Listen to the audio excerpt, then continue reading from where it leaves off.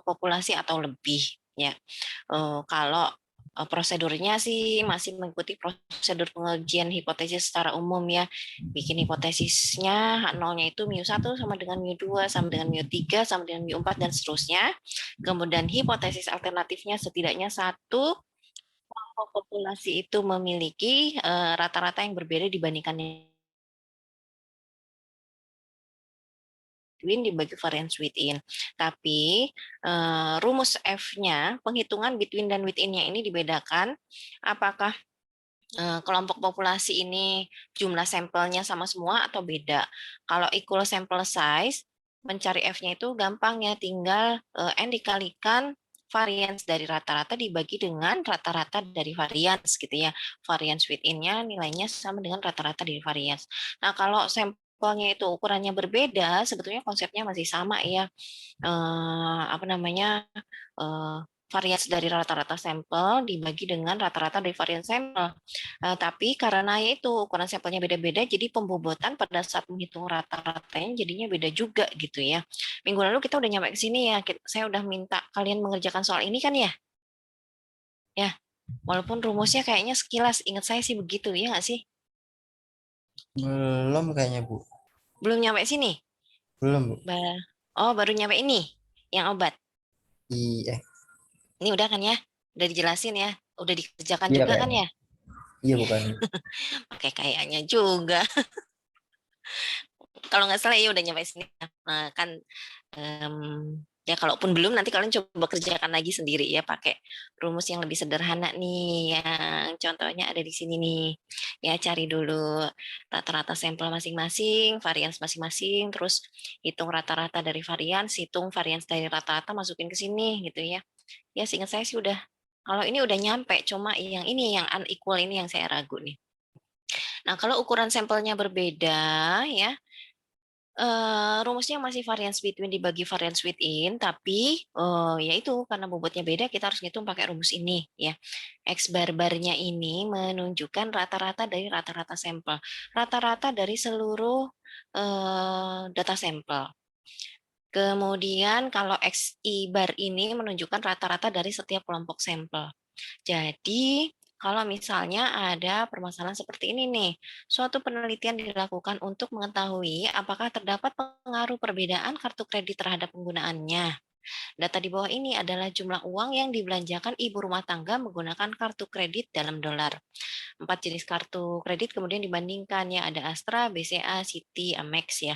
Ujilah dengan alfa 5% apakah terdapat pengaruh perbedaan kartu kredit pada penggunaannya. Nah, prosedurnya kan sama kayak yang equal sample size ya, masing-masing kita hitung dulu rata-rata sama variansnya.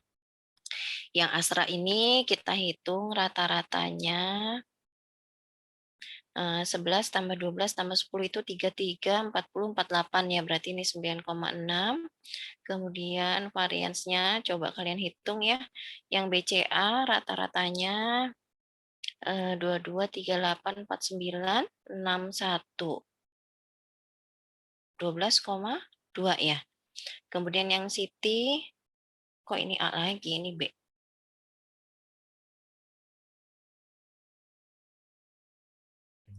Ini B, kemudian City 37, 52, 72, 9, 1 ya. Jadi bagi 5, 18,2. Yang ini Amex 29, 41, 54 bagi 4. 54 bagi 4. Berapa ya? 13? 13,5. 13,5. Oke. Nah, kemudian ada yang sudah coba menghitung variansnya? Varians A berapa ya? Coba. 4,3 ya, Bu. Ya, udah dicoba dihitung ya Nurul ya. 4,3. Kemudian kalau yang B?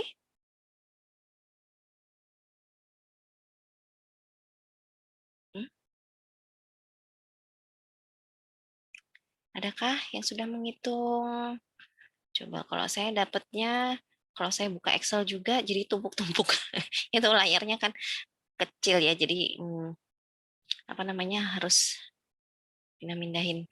4,3, B-nya 5,2. 5,2 ya. Oke, iya benar. City 3,7 ya, 5,2, 3,7. 5,2. Ini yang City 3,7. Kemudian Amex itu 1,67 apa 16,67? 1,67. Nanti kalian cek hitungannya ya, 1,67. Setelah kita hitung rata-rata sama varian seluruh kelompok sampel ini, kita butuh rata-rata dari rata-rata sampelnya. Oh iya, jangan lupa ya H0-nya. H0-nya kan berarti mu A, mu Astra sama dengan mu BCA, sama dengan mu City, sama dengan mu Amex. Kemudian H1-nya setidaknya ada satu populasi yang rata-ratanya beda ya. Yang rata-ratanya beda ya, tinggal nanti kalimatnya dilengkapi aja. Nah, X barbarnya saya dapatnya 13,375. Coba kalian cek hitungannya. Kemudian kalau udah dapat rata-rata dari seluruh kelompok sampel, variansinya sama rata-rata dari rata-rata sampel, kita masukin ke formula F-nya, F hitungnya ya.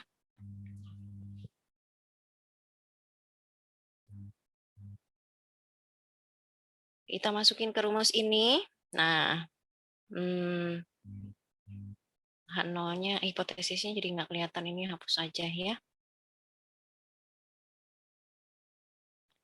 Kita lihat nih, yang ada I-nya berarti bergerak ya, berubah-ubah. Yang ada I-nya itu jumlah sampel, rata-rata sampel, sama varians. Jadi F-nya rumusnya ini, kemudian karena panjang, kalau dijembrengin saya mau hitung dulu variance between-nya.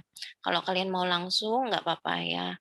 Between-nya berarti kan sigma NI dikalikan XI bar kurangi X bar dipangkatin 2 ya. Kelompok sampel yang pertama tadi jumlahnya 5 ya. 5 dikalikan rata-ratanya 9,6. Kemudian rata-rata dari rata-ratanya 13,375 dikuadratkan. Tambah kelompok kedua kartu kredit apa tadi BCA, tadi juga jumlah sampelnya 5, rata-ratanya 12,2 kurangi 13,375 dikuadratkan. Yang ketiga juga 5 ya jumlah sampelnya. Rata-ratanya 18,2 dikurangi 13,375 dikuadratkan. Terus yang keempat tadi jumlah sampelnya beda sendiri, ada 4. Rata-ratanya 13,5 dikurangi 13,375 dikuadratkan. Kemudian dibagi semuanya, itu dibagi dengan 1 per K-1. Dibagi dengan K-1. Jadi saya kalikan sama 1 per K-1. K-nya tadi ada 4 kelompok ya. Jadi 4 dikurangi 1. Nah, hasilnya kalau saya dapatnya 64,874. 4,874. Jadi ini ya sama dengan 64,874. Oh iya, tulis aja di sini ya, variance within-nya muat nih kalau ini. Variance within-nya, within. Nah, kita jumlahin dulu nih, NI kurang 1 dikalikan variance-nya. Kelompok sampel yang pertama tadi ada 5 ya. 5 kurangi 1, 4. Jadi saya langsung tulis 4 di sini ya. Jadi 4-nya dapat dari 5 dikurangi 1. Dikalikan variansnya 4,3. Jangan dikuadratkan lagi ya, karena udah dalam kuadrat. Kemudian yang kedua tadi sampelnya 5, 5 kurang 1, 4 juga. Variansnya 5,2. Yang ketiga 4 juga ya, kali variansnya 3,7. Yang keempat 4 kurangi 1, 3 kalikan 1,67 dibagi sigma NI kurangi 1. 5 kurang 1 ya 4 tambah 4 tambah 4 tambah 3. Hasilnya 16,836. 16,836. Ini ya 16,836. Gitu. Jadi F-nya dapatlah Benar nggak ya? Salah, Deng. Sorry. 3,85. 3,85 ini F-nya justru. 3,85.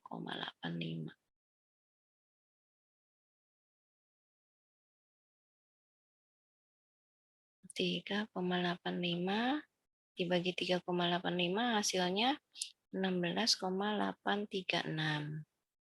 Kemudian ANOVA kan kita udah dapat F hitungnya ya. ANOVA arah ujinya selalu satu sisi ke kanan. Jadi area penolakannya ada di sini. Cari titik kritisnya. Titik kritisnya bergantung pada degree of freedom dari pembilang sama penyebut. DF pembilangnya masih ingat nggak? Dicarinya pakai apa? Yang paling kecil. Gimana Hilman? DF pembilangnya apa? 4 kurangi 1. K dikurangi 1. K-nya ada 4 kurangi 1, 3 ya. DF penyebutnya apa?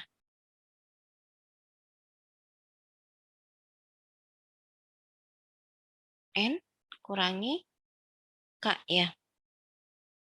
Jadi N besarnya tadi 5 tambah 5 tambah 5 tambah 4. 19 ya. 19 kurangi 4.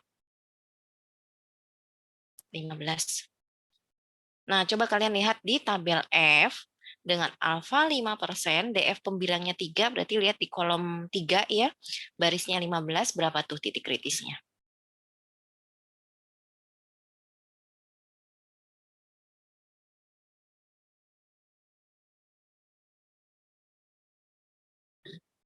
Berapa, Dek?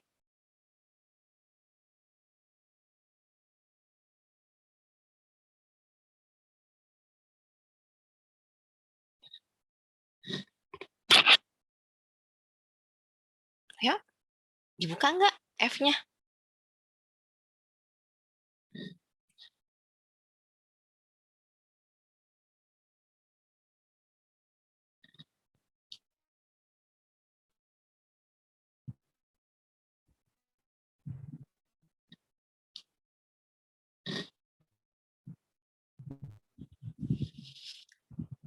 Kita baca tabel F-nya. Ini kalau nggak ada yang jawab tuh apa nggak ngerti, apa lupa cara baca F-nya, menemukan titik kritisnya, apa nggak buka gitu kan. Kalau kalian diem-diem kan gitu Kalau ya. saya belum ngerti sih, Bu. Oke, belum ngerti cara baca tabel F-nya. Nah, kalau nggak ngerti gitu kan, saya jadi ini ya, Bu, saya lupa atau saya kemarin kelewatan, jadi masih bingung gitu ya. Gitu kan saya tahu, oh berarti kalian nggak jawab itu karena memang belum bisa kan saya jelasin lagi. Tapi kalau kalian diem-diem gitu kan, ini kenapa ya? Saya jadi ini bingung gitu. Oke, saya jelasin tabel F-nya ya. Ini hitung-hitungannya dulu deh. Kalian bisa ikuti nggak sampai sini? Habis ini kan tinggal ngambil keputusan, kita lihat tabel F-nya, kan karena pindah ke PDF ini pasti hilang nih tulisannya. Bisa diikuti nggak? Bisa, Bu. Oke, Afif bisa ya? Selesai. Ya, Afif bisa. Yang lain gimana? Ada masalah nggak? Atau kalau bingung-bingungnya di mana? Lanjut aja, Bu. Dari Lanjut. skrip juga. Oke, ya tinggal nanti ya di rekamannya, dilihat hasil hitungannya kayak gimana. Kalian coba sendiri juga ya. Ya biar berasa gitu ya, oh yang bergerak itu kemarin yang mana sih, yang diganti-ganti itu yang mana gitu kelihatan. Oke, jadi saya lanjut ke ini ya, pengambilan keputusannya. Ini kita lihat nih, F hitungnya tadi 16,836, DF pembilangnya 3, penyebutnya 15. Bentar, saya geser dulu nih, stop. Kita lihat tabel F-nya, ini tabel F-nya. Kalau halaman pertama ini kan 1% ya alfanya, kita lihat yang 5%. Mungkin kalian dapat tabel F yang beda ya. Kayaknya kalau kelas sebelumnya dia bilang ada tabel F yang dibagi-bagi gitu. Itu kalian pakai itu juga boleh ya.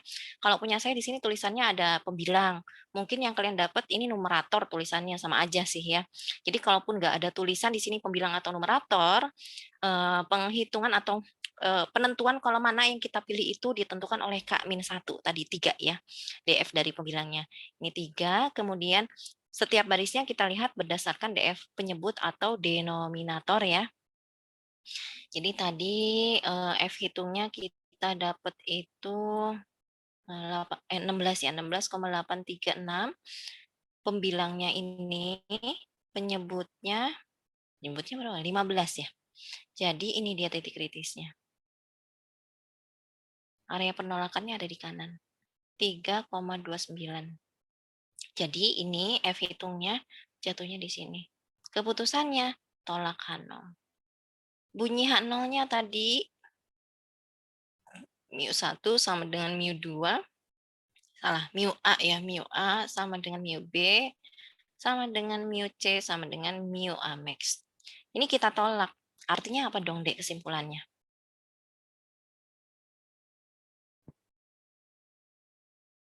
Ada yang beda ya, Bu ya? Ada yang beda, karena kesimpulannya setidaknya ini kan kesamaan dari rata-rata keempat penggunaan kartu kredit ini kita tolak. Maka paling tidak ada satu penggunaan kartu kredit, rata-rata penggunaan kartu kredit yang berbeda dari yang lainnya.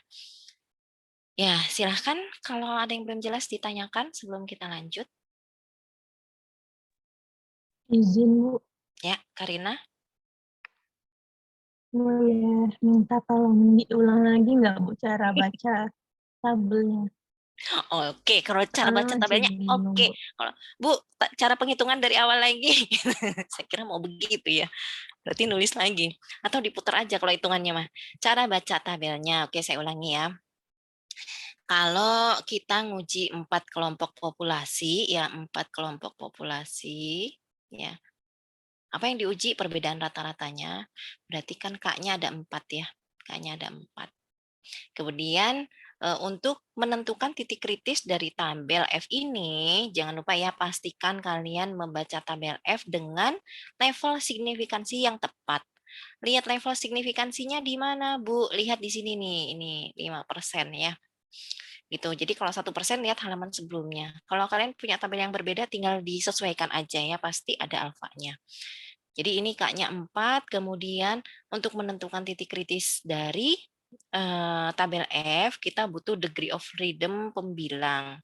Degree of freedom pembilang ini ditunjukkan oleh setiap kolom yang ada di tabel F.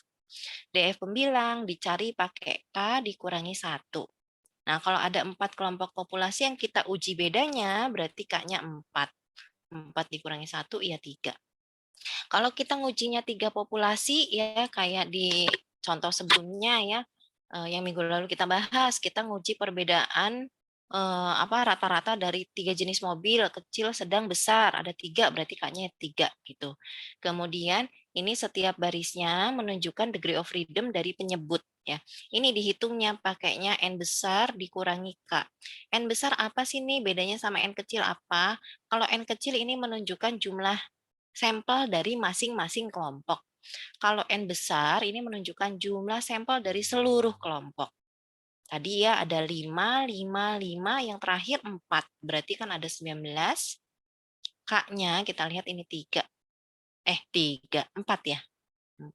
Jadi 15. Gitu Karin, hitungannya dari sini. Makanya yang dilihat 15 sama 3. Jangan sampai kebalik. Kalau kalian lihatnya 15-nya yang kolom, 3-nya yang baris, hasilnya beda tuh 8,7. Bisa diikuti Karin? Masih atau masih belum jelas? Bisa, Oke, yang lain gimana? bisa. Sip, Terus, Bu, alhamdulillah. kalau izin bertanya lagi. Terus kalau Boleh. misalnya kelompok populasinya ada 15, Bu. 15. Banyak banget. Kan 15 Kayaknya. kurang 1 jadinya 14. Misalnya. 14. Oh iya. Pakainya yang mana Bu? Jadinya Gitu. pakai yang mana, Bu? Pakai yang terdekat aja. Ya, ya memang kan itu mah langka ya, itu kenapa di sini sediakannya sampai 10 karena jarang kita nguji beda dari banyak kelompok populasi. Gunakan yang terdekat aja. Ya, 15. Oke. Ada lagi, Karin? Kalau 11, Bu? Kalau 11, iya 11 gimana ya? Kalau 11.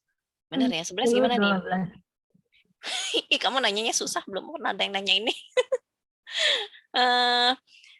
Kalau ini kan ada polanya juga ya, ada polanya.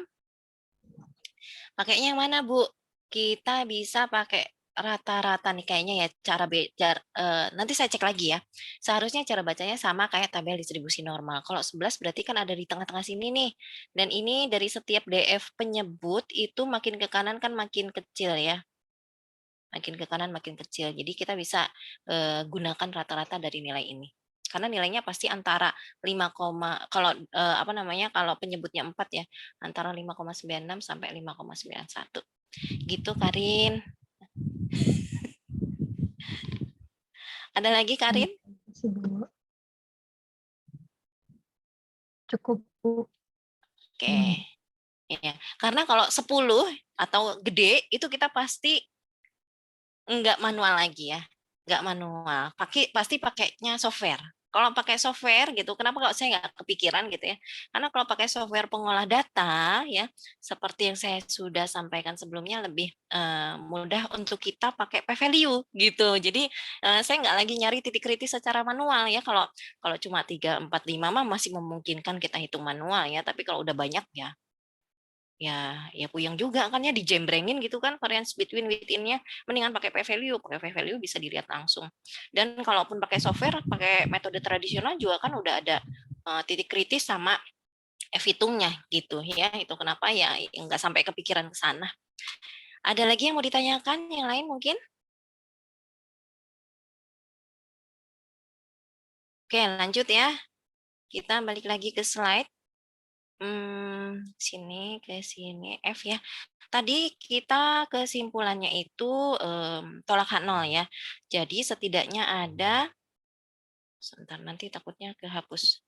Setidaknya ada satu kelompok populasi yang rata-ratanya beda dibandingkan yang lainnya. Tapi kita nggak tahu nih, yang beda itu yang Astra, BCA, Citi, atau Amex. Nah, untuk mencari tahu kita bisa melanjutkan ke tes berikutnya ya. Kita bisa menggunakan metode informal atau metode formal. Nah, kalau pakai metode informal, caranya kita bikin box plot dari kelompok data sampel yang kita gunakan. Kalau ada 4 ya bikin 4 box plot. Kemudian dilihat ada nggak dataset yang berbeda dibandingkan yang lainnya. Nah, yang beda ini yang rata-ratanya beda. Dilihat aja pusat datanya di mana. Yang lebih gampang lagi, maksudnya yang lebih kelihatan lagi kalau kita membuat interval confidence CI dari CI untuk rata-rata dari dataset yang kita gunakan. Ya kalau ada 4 kelompok populasi, kita bikin CI-nya 4 gitu ya. Setelah bikin CI dari rata-rata, yang masih ingat mungkin bikin CI caranya gimana ya? Hitung dulu errornya, kemudian rata-ratanya, rata-rata sampelnya ditambahkan dan dikurangkan dengan error ya. Kemudian udah bikin 4 CI, kita lihat ada nggak yang CI-nya tidak beririsan? Yang nggak beririsan berarti itu yang rata-ratanya beda. Gitu ya. Misalnya kayak gini nih, kita dapat CI-nya untuk kelompok pertama itu, ini misalnya ya. Nah ya, kita menduga kelompok pertama itu punya rata-rata antara 5 sampai 8. Sedangkan kelompok kedua nilainya antara 3 sampai 9. Kelompok ketiga misalnya ya antara berapa ya? Ini jangan 9 deh ya. Jangan 9.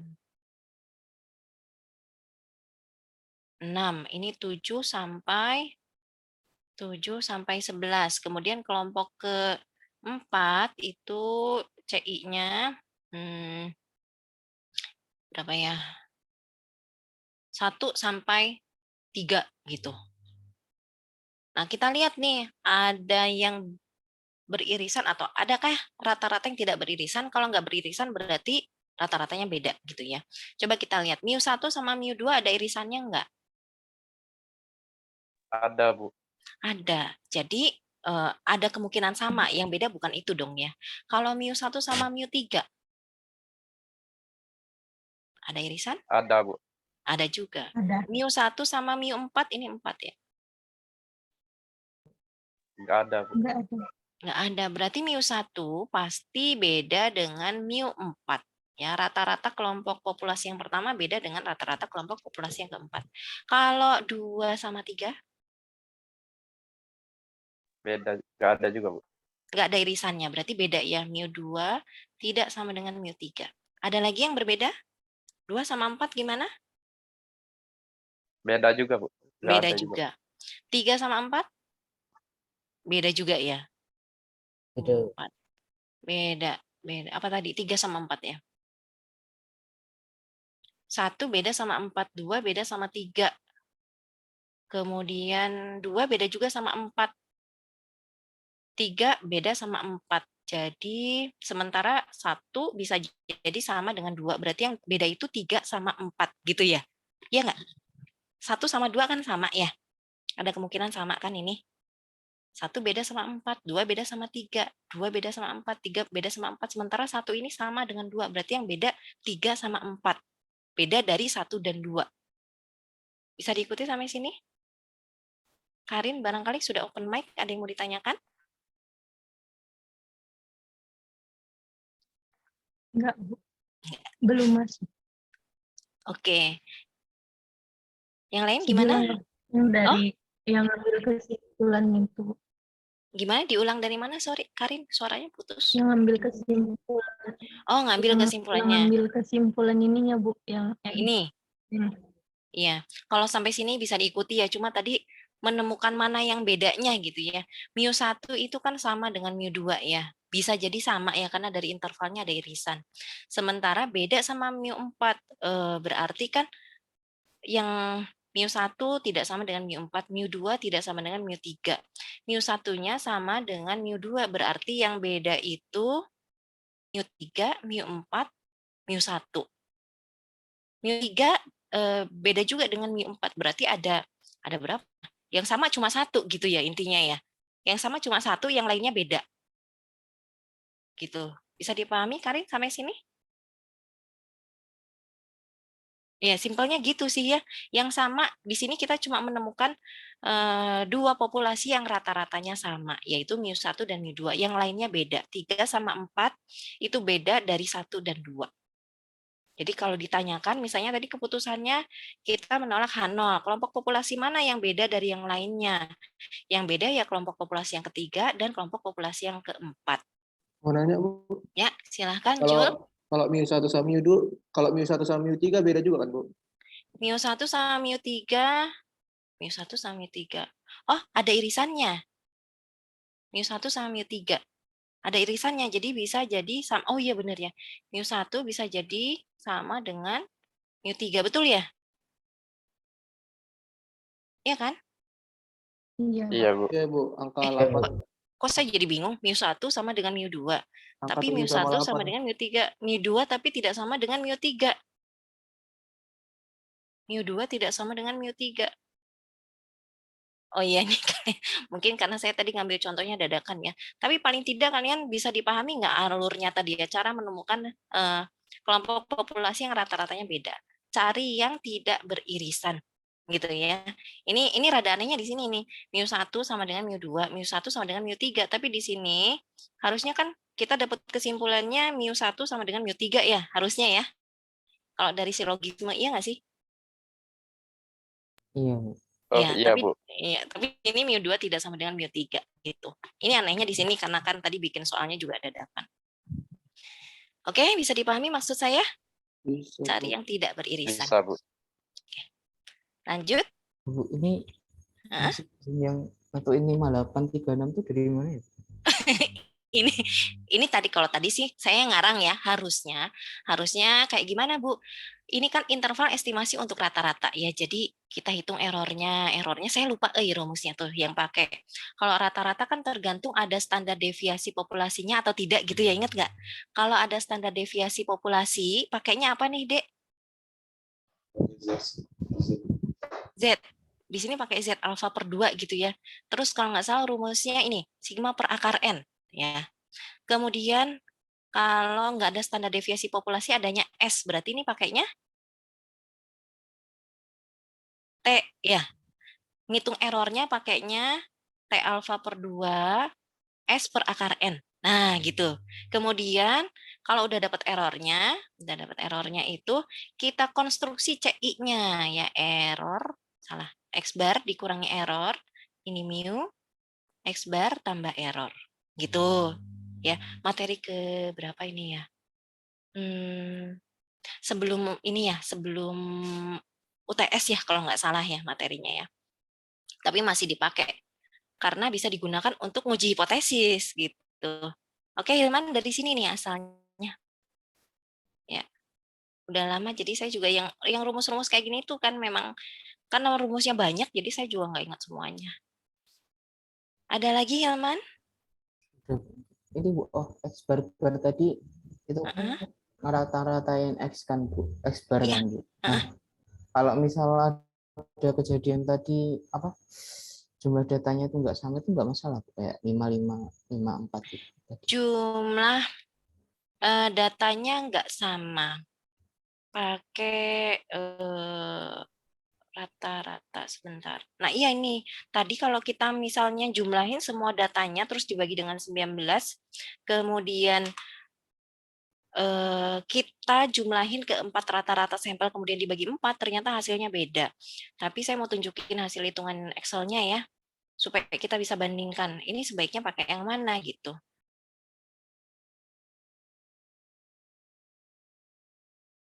Nah, ini cara penghitungan manual saya nih ya. Ini rata-rata variansnya, kemudian kalau yang ini hitung rata-rata dari rata-ratanya, kita lihat nih formulanya. Saya rata-ratakan rata-rata sampelnya. Jadi ini saya tambahin terus bagi 4 ya.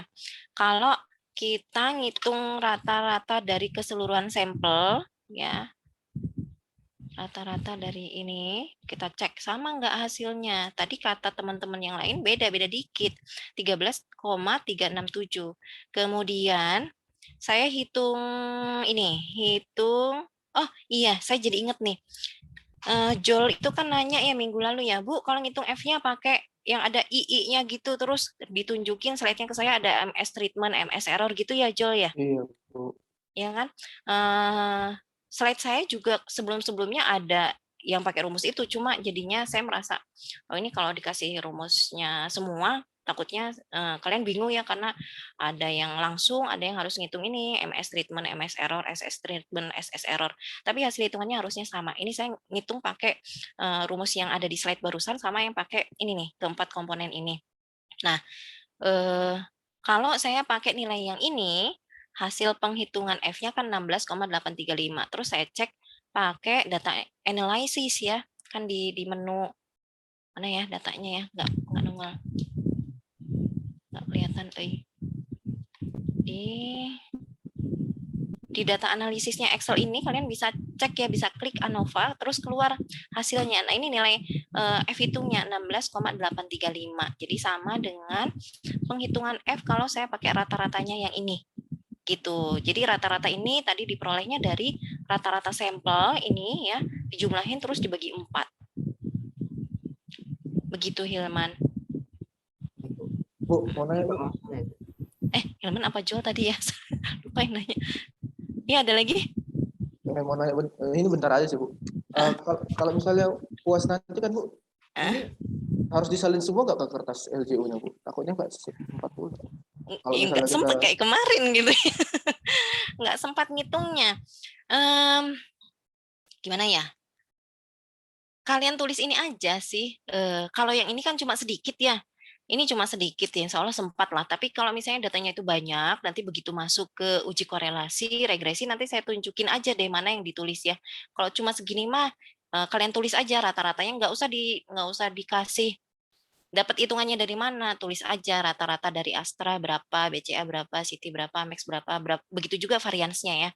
Yang ditulis ini rata-ratanya apa, variansnya apa, masukin ke F-nya supaya kita dapetin between within-nya gitu ya. Kalau ya itu, kalau kalian tulis langsung F kan saya jadi ini ya, ini kalian dapat hitungan F-nya dari mana, suudzon gitu, kemana-mana pikirannya.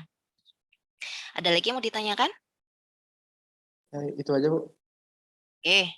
Nah, ini juga kalian bisa cek ya hasil hitungan kalian pakai data analisis yang ada di Excel. Itu perlunya kalian mengeksplor menu-menu yang ada di Excel, bermanfaat buat ngecek jawaban kalian ya. Jadi kalau salah bisa ketahuan lebih awal, tapi jangan kelamaan ngetres bagian yang salahnya, karena nanti bisa jadi kehabisan waktunya gitu. Oke, lanjut ya dengan tadi metode informal untuk menentukan kelompok populasi yang mana yang beda dari yang lainnya. Kemudian metode formalnya kayak gimana sih? Kita menggunakan tes lanjutan, namanya salah satunya ya, ini cuma salah satu tes. Kalian bisa pakai tes yang lainnya juga. namanya Bonferroni Multiple Comparison Test. Nah, di Bonferroni Multiple Comparison Test ini kita melakukan uji T terpisah dari setiap kemungkinan pasangan yang berbeda. Kalau kita mau uji beda 3 populasi, berarti ada berapa kemungkinan pasangan yang berbeda, Dek?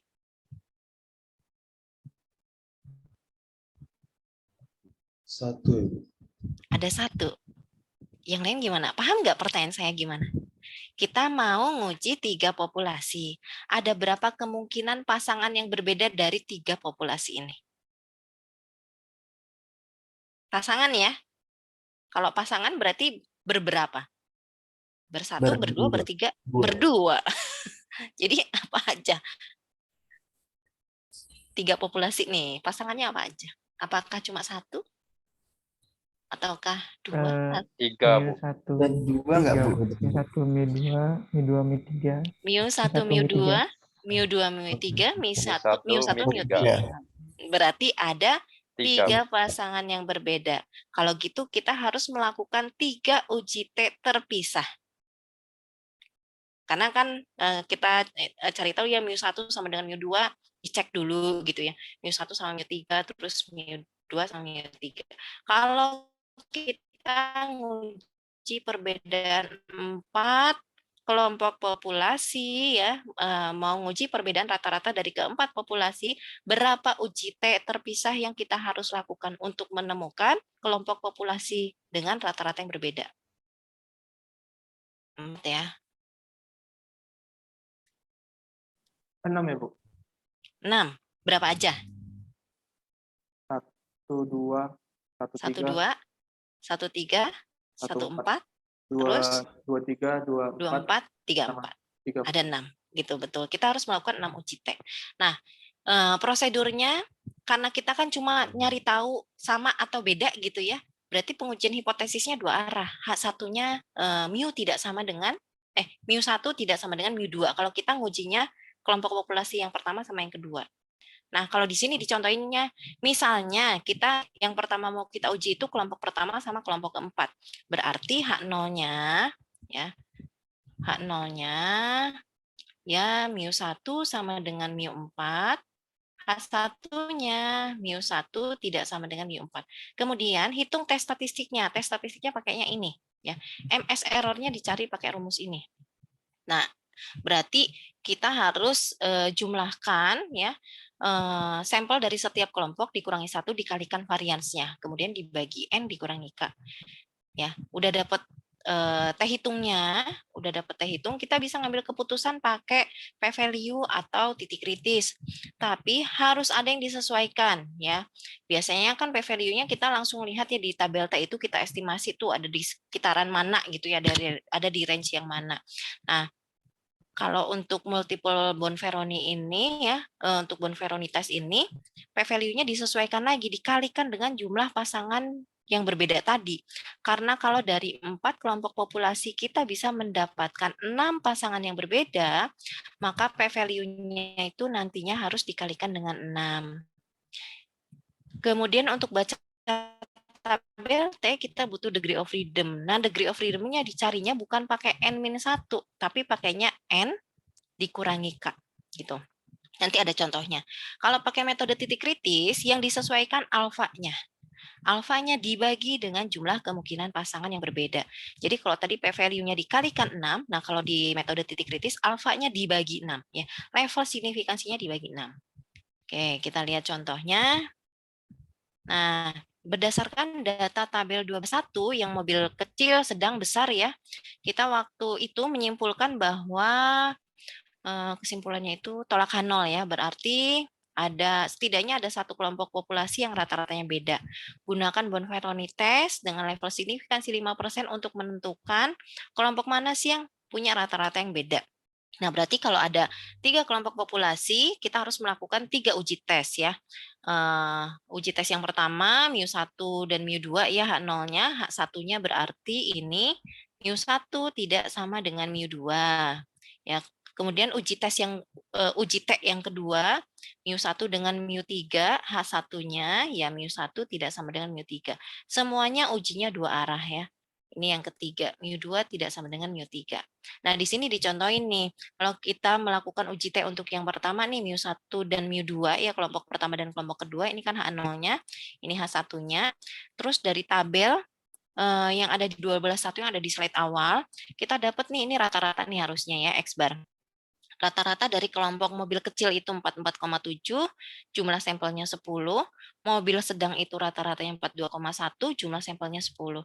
Kita dapat MS error-nya 19,8889. Dapatnya dari mana? Dari yang hitungan ini tadi nih, ya. Nah, ngitung dari sini nih. Jadi 9 kan jumlah sampelnya semuanya 10 ya masing-masing. 9 dikalikan variansnya belum dihitung nih. Tambah 9 kali varians kelompok kedua, ditambah 9 kali varians kelompok ketiga, karena jumlah sampelnya semua sama. Karena ada 30 sampel, ya ini 30 dikurangi 3 gitu. Terus katanya dapatlah MS error segini, 19,89. Kemudian, kalau udah dapat MS error, ya tinggal hitung aja P-nya. Ya. Kalaupun kalian nggak ngitung MS error secara terpisah, mau langsung dimasukin ke sini juga boleh. Dapatlah hitungnya 1,34 ya. Kemudian kalau kita mau ngambil keputusan pakai p-value, kita harus menemukan p-value T ini ya. Kalau uji T biasanya kita dapetin p-value-nya itu dari degree of freedom n kurang 1, kalau di sini yang dipakai n kurang k ya. Jadi 27. Kemudian di baris 27 itu, di F27, kita cari 1,3 adanya di mana? Ada di kanan banget ya. Ada di kanan banget, terus lihat di barisan to tail, kita dapat p-value-nya lebih dari 0,2. Nah, kalau di sini pakai software, dapatnya p-value-nya 0,203368. Karena ini Bonferroni test, p-value-nya kita kalikan dengan 3. Ada 3 kemungkinan pasangan tadi ya, hasilnya 0,610. Nah, karena p-value-nya lebih dari alfa, maka keputusan kita gagal menolak hipotesis 0. Kalau gagal menolak hipotesis 0, berarti tidak ada perbedaan yang signifikan antara rata-rata kelompok pertama dan kedua. Nah, kalau yang ini lebih gampang, karena cuma ada 3 kemungkinan pasangan yang berbeda ya. Mu1-nya kita udah tahu Mu1-nya sama dengan Mu2 dari uji tes yang pertama ini. Sementara kita nyari tahu dari 3 kelompok populasi mana yang beda. Dari sini kalian udah bisa nangkep belum kelompok populasi mana yang beda?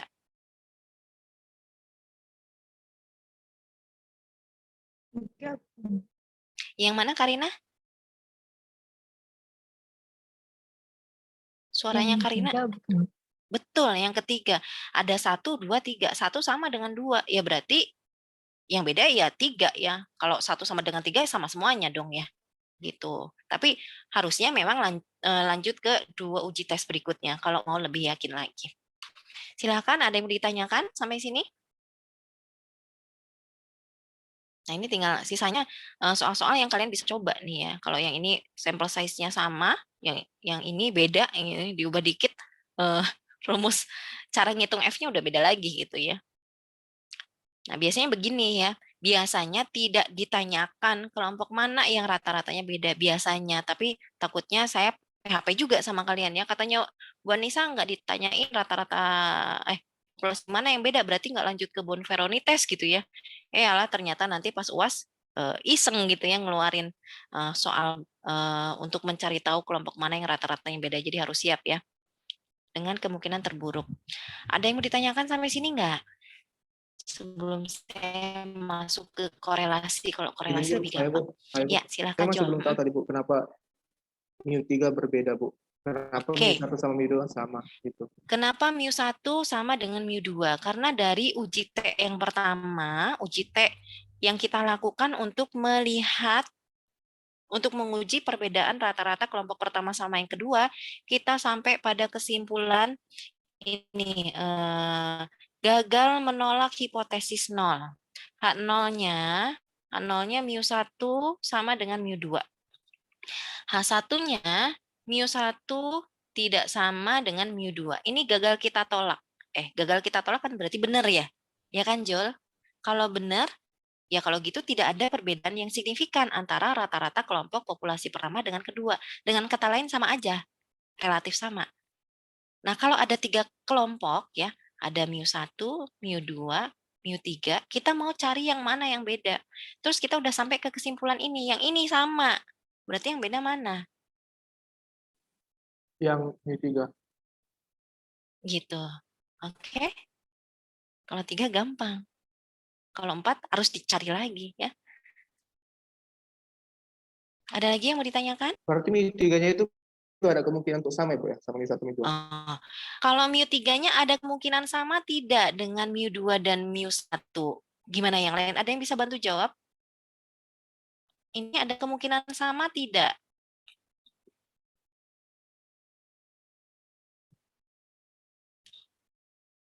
Gimana menurut kalian?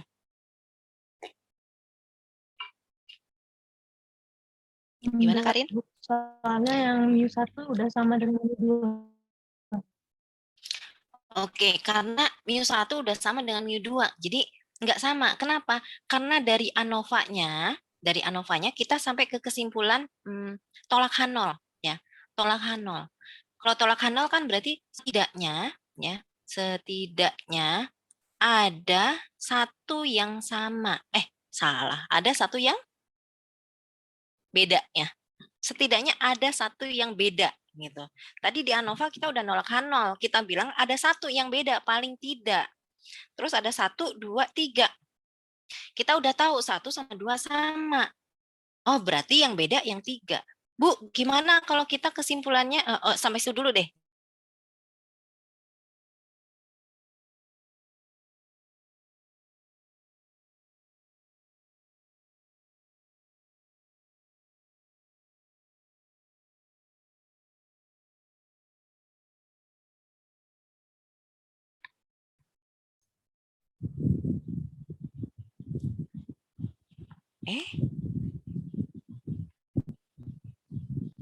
Suara saya masih jelas nggak ya? Tadi hilang, Bu. Masih, Oh, Bu. hilang. Sempat hilang ya. Gimana, Jol? Mengenai kemungkinan kesamaan rata-rata antara kelompok ketiga dengan kelompok kedua gitu. Nggak sama harusnya, karena di ANOVA-nya kita udah bilang setidaknya ada satu yang beda. Iya, Bu, paham, Bu.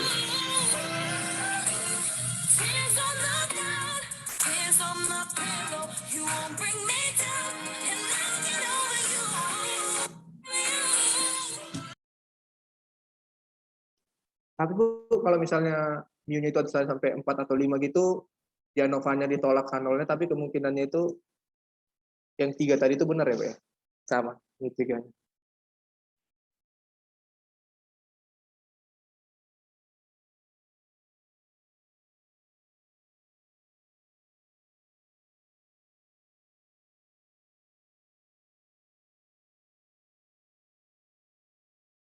Gangguan jaringan kayaknya.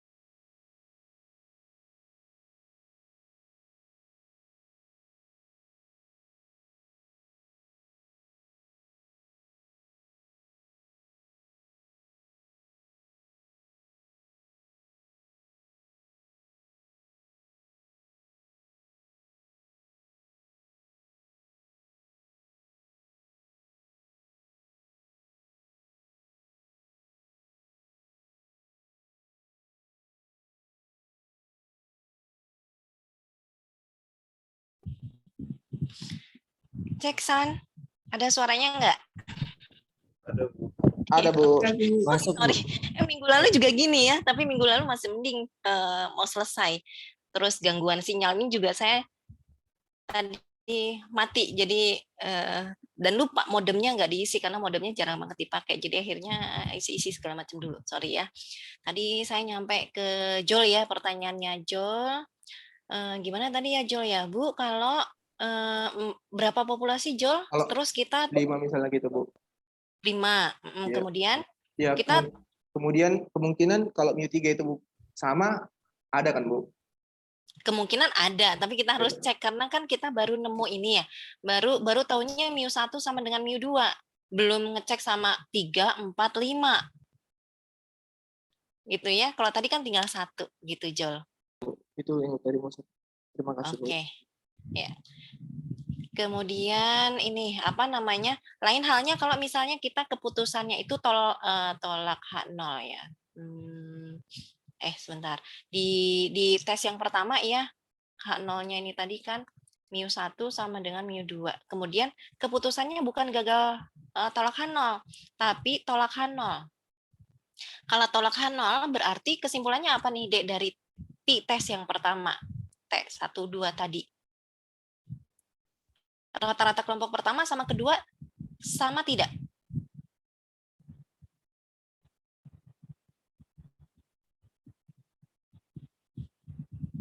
Tidak sama, Bu, karena ditolak.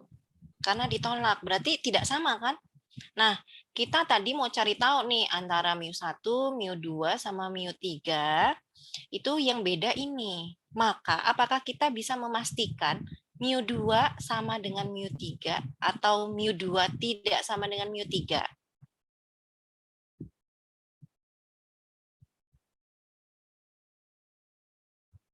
Bisa nggak?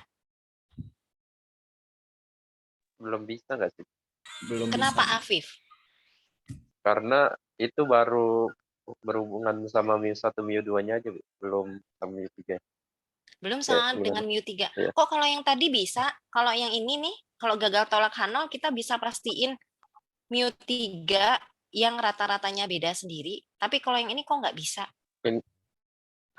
Ini, Bu, apa kalau yang tadi itu kan keputusannya tolak H0. Nah, itu pasti ada satu, setidaknya satu yang beda. Nah, ini kan udah satu, Bu, yang beda. Jadi bisa lebih dari satu, Bu. Kan setidaknya itu, Bu.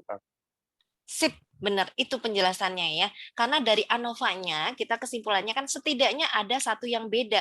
Kalau yang ini tadi kita bisa langsung simpulin mu3 yang beda sendiri ya. Sementara kalau keputusan kita di tes yang pertama itu taunya mu1 tidak sama dengan mu2, belum tentu mu3-nya itu nilainya sama dengan mu1 atau mu2. Bisa juga beda. Karena kan tadi setidaknya satu yang beda ya. Jadi bisa juga tiga-tiganya beda. Seperti penjelasannya Afif tadi. Ya gitu ya. Jadi kalau ini tetap harus lanjut ke tes berikutnya. Oke, lanjut ke korelasi ya. Saya lanjut ke sebentar nih, toolbar-nya ngalangin. Korelasi ini lebih gampang materinya dari ANOVA, rumusnya aja yang rada panjang ya, tapi hitungannya lebih simpel juga. Mana nih? Oh iya, ini korelasi. Apa yang dimaksud dengan korelasi? Korelasi ini pengujian hipotesis terkait hubungan dua variabel. Yang kita mau bahas nanti uji korelasi Pearson atau product moment, istilah lainnya, yang sama korelasi Rank-Spearman. Kalau Rank-Spearman, namanya aja rank, berarti datanya dalam bentuk peringkat ya. Nah, yang kita bahas yang pertama Pearson dulu. Jadi dari definisinya dulu, yang dimaksud dengan korelasi ini ya, korelasi atau hubungan antara kedua variabel terjadi ketika nilai satu variabel itu entah gimana caranya berkaitan dengan nilai pada variabel yang lainnya gitu. Kemudian koefisien dari korelasi linier ini simbolnya R yang mengukur kekuatan hubungan linier antara variabel X dan variabel Y ya. Datanya data kuantitatif. R ini kekuatan hubungan atau koefisien korelasi linier dari data sampel. Kalau data populasi simbolnya rho gitu ya. Rho hubungan linier untuk populasi, kalau R hubungan linier atau koefisien korelasi linier dari sampel. Kemudian sebelum kita melakukan uji hipotesis, ada baiknya kalau kita punya data itu digambarkan dulu scatter plot-nya. Untuk menggambarkan scatter plot nggak masalah kalian mau naruh satu variabel di X ataupun di Y ya, mau ditukar pun nggak ada masalah gitu. Kemudian kalau dari bentuk scatter plot-nya seperti ini, kita lihat nih, titik-titiknya ini membentuk pola yang mendekati garis lurus ya. Dan garisnya itu naik. Kalau X-nya naik, Y-nya naik, berarti ada kecenderungan data ini memiliki korelasi positif. X berkorelasi positif, berkorelasi linear positif dengan Y. Nah, ternyata dari hasil penghitungan koefisien korelasinya nilainya 0,851 dan dari hasil pengujian hipotesisnya juga terbukti ada korelasi positif. Kemudian, nilai dari koefisien korelasi itu ya dalam tanda mutlak itu minimal 0, maksimal 1 ya. Kalau R-nya positif ya berarti berkorelasi positif. Kalau nilai R-nya negatif ya berkorelasi negatif. Dua variabel berkorelasi negatif kalau nilai yang satu naik, nilai satu variabel naik, sedangkan nilai variabel yang lainnya itu turun. Ada hubungan berbanding terbalik gitu ya istilah matematikanya. Kalau berbanding lurus berarti R-nya positif. Kemudian kalau nilai R-nya itu lebih dari 0 tapi kurang dari 0,4, ini hubungannya lemah ya. Negatifnya pun begitu ya. Kalau kurang dari 0 lebih dari negatif 0,4 ya berarti lemah. Kemudian kalau antara 0,4 ini saya lupa nih sama dengannya masuk kemana ya, sini kalau nggak salah ya. Kurang dari R kurang dari sama dengan 0,7 ini sedang. Negatifnya pun begitu. Kalau R-nya antara negatif 0,4 sampai negatif 0,7 berarti sedang tapi negatif gitu ya korelasinya. Kalau lebih dari 0,7 ya sampai 1 ini kuat korelasinya. Tapi tentu saja setelah dibuktikan dengan pengujian hipotesisnya. Koefisien korelasinya baru kita bunyikan lemah sedang kuat gitu ya. Kemudian jadi kalau dari gambar sebelah kiri kita lihat variabel X dan Y ini berkorelasi positif dan hubungannya kuat karena nilainya lebih besar dari 0,7. Makin mendekati 1 makin kuat. Mendekati 0 makin lemah. Kemudian yang B kita lihat scatter plot dari variabel X dan Y membentuk pola yang menurun, garis lurus tapi turun. Jadi mengindikasikan adanya korelasi negatif antara variabel X dan Y ya. Koefisien korelasinya juga ternyata negatif ya dan kuat juga nih 0,965. Kemudian kalau yang C ini kita lihat nih.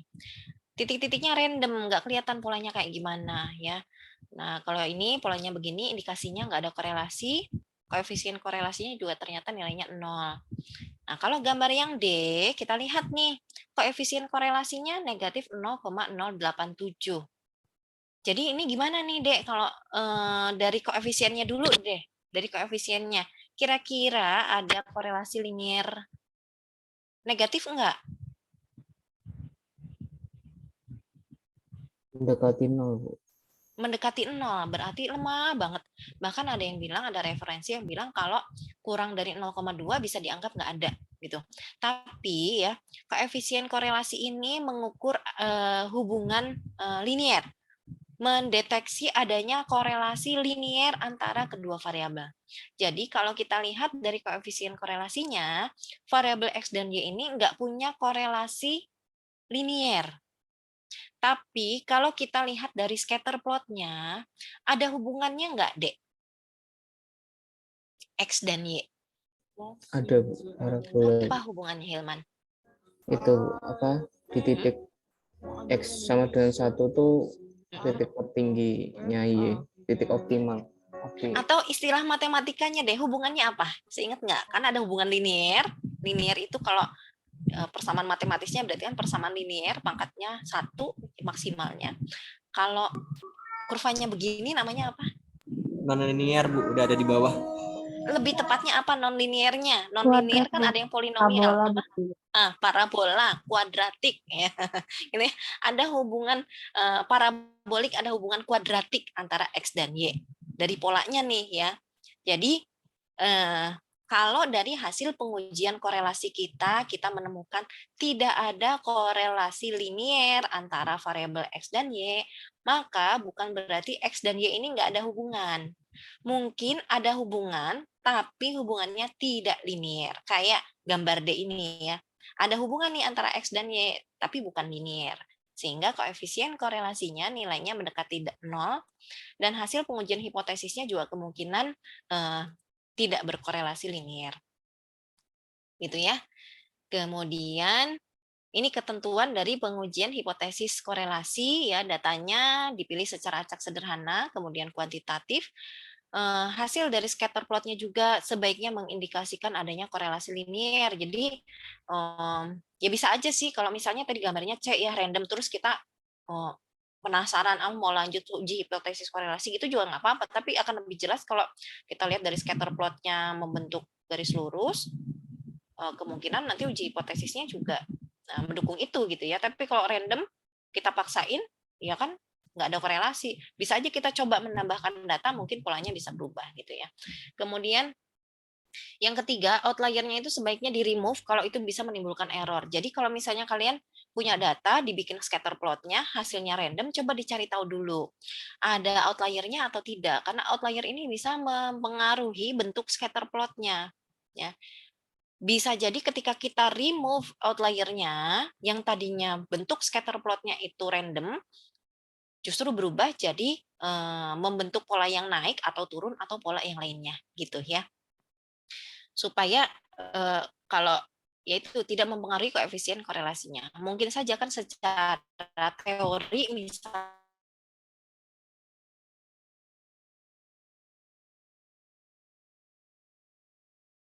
ideal ya, maka kemungkinannya dua, ya memang data yang kita punya itu menunjukkan tidak adanya korelasi linier ya, berbeda dengan teori, berarti kita harus cari argumentasinya kenapa kok temuan kita berbeda dari teori. Yang kedua, dicek dulu nih ya, mungkin ada outlier yang kemudian mempengaruhi pengujian hipotesis kita. Yang ketiga ya, tadi katanya 2 Bu, iya tambahan 1 lagi lupa. Mungkin jumlah sampelnya kurang banyak. Kalau terlalu sedikit ya polanya nggak terlalu kelihatan. Ya, dengan menambahkan jumlah sampel bisa lebih terlihat polanya gitu. Itu yang 3 hal yang bisa kita lakukan. Kemudian, nah ini formula dari tes statistiknya. Kalau prosedurnya masih sama kayak sebelumnya ya. Bikin hipotesisnya. Hipotesisnya gimana cara nyusunnya? Mengingatkan kembali, pengujian hipotesis itu ditujukan untuk menguji parameter populasi. Itu kenapa di H0 dan H1 kita selalu tuliskan simbol parameter populasi. Mu sama dengan sekian, P sama dengan sekian gitu ya, bukan X bar, bukan P topi gitu, bukan itu.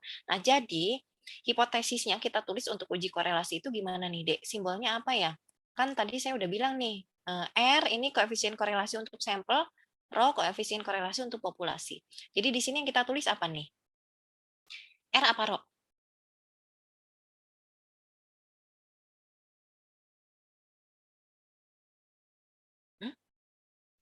Rho. Rho. Cari yang parameter populasi, pasti Rho. Ini tandanya sama dengan. Tinggal sama dengan apa? Kita mau uji korelasi ini tadi ditujukan untuk apa, Dek? Sampel dengan populasi nggak, Bu? Ini ya. Gimana Hilman? Sampel sama populasi?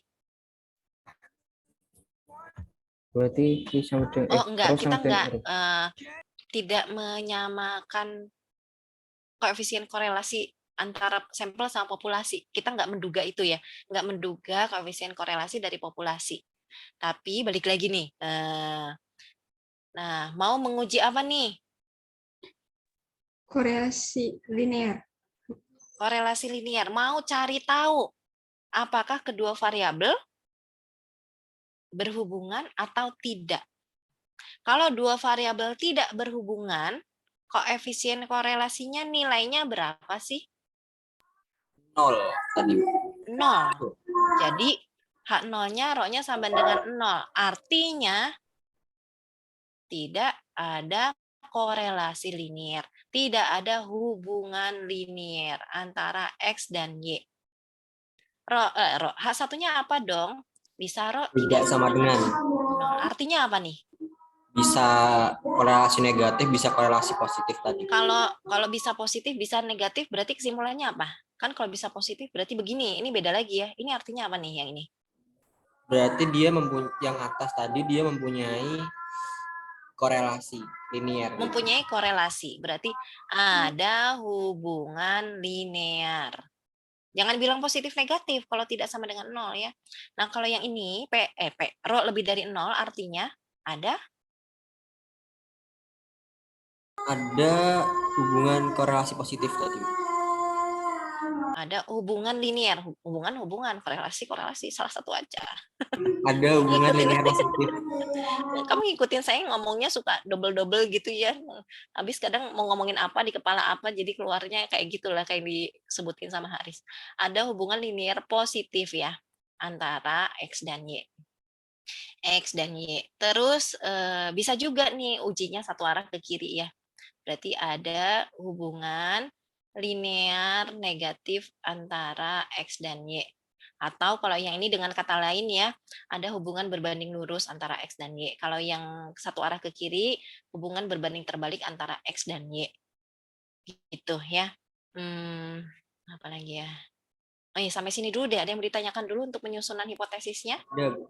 Tadi kan kalau 0 sampai 4 itu hubungan linear positif lemah. Tapi kok kalau 0 sampai -2 kok nggak dianggap nggak ada tadi ya, Bu? Apa enggak? Harusnya bukannya lemah juga tapi negatif gitu. Oh, maksudnya gini, kalau R-nya 0 sampai 4, begitupun ini ya negatif 4 sampai 0 gitu ya. Ini sama-sama lemah. Sama-sama lemah. Kalau kurang dari, kok 4 sih? 0,2, begitupun negatif 0,2, R ini 0. Ini bedanya kan yang atas korelasi positif, yang bawah korelasi negatif, dua-duanya lemah. Tapi lemahnya lemah banget. Gitu Haris. Saking lemah bangetnya ada referensi yang bilang kalau koefisien korelasinya ada di kisaran ini ya kita bisa anggap nggak ada hubungan linear. Tapi kalau seumpama ada kayak gitu tetap nanti kita masukinnya ke ada tapi lemah ya, Bu? Ada tapi lemah, iya. Sebaik gimana ya? Ya itu kan cuma salah satu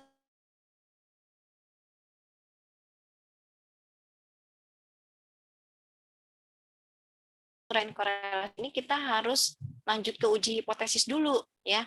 Memang sih misalnya kita dapat nih koefisien korelasinya 0,47. Ini sedang kan ya berarti ya. Hubungan linearnya sedang, tapi hubungannya itu signifikan atau tidak? Pengaruhnya signifikan atau tidak? Kalau dari uji hipotesisnya menyimpulkan untuk menolak H0, kalau kita tolak H0 kan berarti ada hubungan linier gitu ya. Ada hubungan linier antara X dan Y, baru yang ini kita bunyikan ya. Hubungannya sedang. Tapi kalau misalnya kesimpulannya itu gagal menolak hipotesis 0, kalau ini gagal kita tolak kan berarti nggak ada hubungan linier, ya udah nggak ada hubungan linier, walaupun koefisien korelasinya segini. Gitu, Haris.